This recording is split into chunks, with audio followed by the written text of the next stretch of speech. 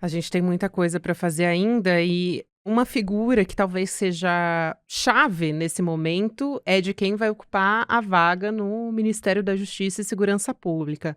E a gente tem o ex-ministro do STF, Ricardo Lewandowski, que é o nome favorito do governo nesse momento para ocupar essa vaga. Ele foi inclusive chamado para uma conversa com o presidente Lula nessa segunda-feira, dia 8, e ela deve acontecer, pelo menos essa é a previsão enquanto a gente está gravando o podcast. Mas por ter ocupado essa cadeira no Supremo, inclusive num momento tão importante de ameaça à nossa democracia, ele foi atacado pelo bolsonarismo.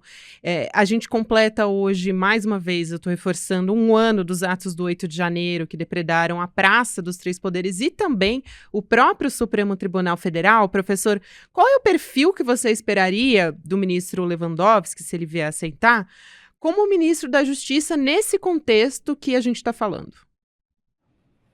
Essa é uma ótima pergunta, Gabriela, e ela é muito boa porque, se a gente parar para pensar, o ministro Lewandowski ele foi ministro do Supremo Tribunal Federal, ele foi nomeado pelo presidente Lula há mais de 20 anos. Então, a maior parte do que nós conhecemos como carreira pública dele foi como juiz. Né? Por mais que o termo ministro da Justiça faça parecer em algum grau, né, que isso tem alguma coisa a ver com julgar, com decidir, o ministro da Justiça ele é um agente do Poder Executivo que integra o governo e que tem uma série de funções políticas, né, de propor medidas, de coordenar as polícias, etc, etc. São funções muito diferentes das funções de ministros juízes do Supremo Tribunal Federal. O que a gente sabe sobre o ministro Ricardo Lewandowski é que ele tem uma trajetória muito respeitável.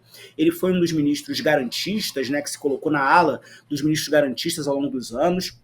Ele tem alguma conexão histórica, alguma proximidade histórica com o presidente Lula, né, com algumas alas do Partido dos Trabalhadores, mas nós não sabemos ainda como o ministro Ricardo Lewandowski como ele atuaria na condição de político, né, na condição de ministro de Estado com essa função de governo. Nós poderíamos esperar claramente de qualquer pessoa que ocupe o cargo que vá dar continuidade às investigações do 8 de janeiro, que vá dar continuidade a algumas medidas de combate às organizações criminosas, mas a verdade é que nós ainda não sabemos o que esperar do ministro Ricardo Lewandowski, que tem uma ótima trajetória no Supremo, mas o que esperar dele no governo ainda é, em algum grau, uma certa incógnita pela falta de um precedente dele mesmo como agente político, Gabriela.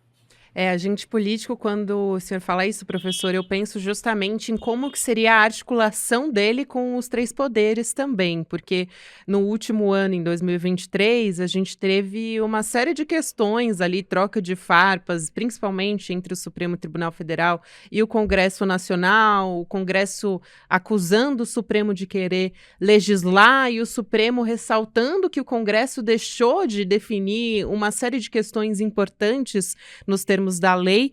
Então, a gente vai ter, talvez, uma postura do ministro que a gente não viu até agora, né? Como você disse.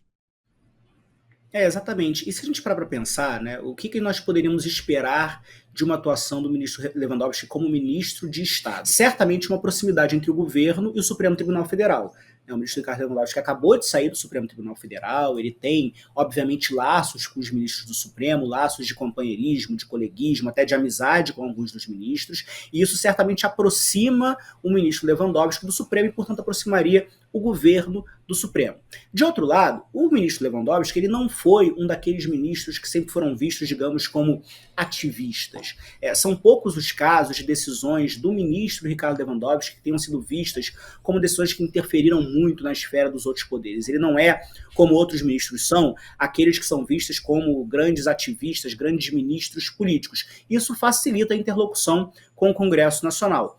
Agora, se a gente for fazer uma comparação, Gabriela, se a gente for fazer um contraste, por exemplo, com o ministro Flávio Dino, não tenho dúvida de que o ministro Flávio Dino, que tem uma carreira política muito mais ampla, ele tem uma capacidade de interlocução política que a gente imagina que seja muito maior também do que a do ministro Lewandowski. É difícil saber, pode ser que o ministro Lewandowski se demonstre um ótimo articulador político, mas de fato a gente sai de alguém que tem uma trajetória de décadas na política para alguém que tem uma trajetória de décadas no judiciário. Então é como se o governo, ele em algum grau se afasta um pouco do Congresso, se aproxima um pouco do Supremo e a gente fica procurando como que vai ser a articulação com o Poder Legislativo a partir disso.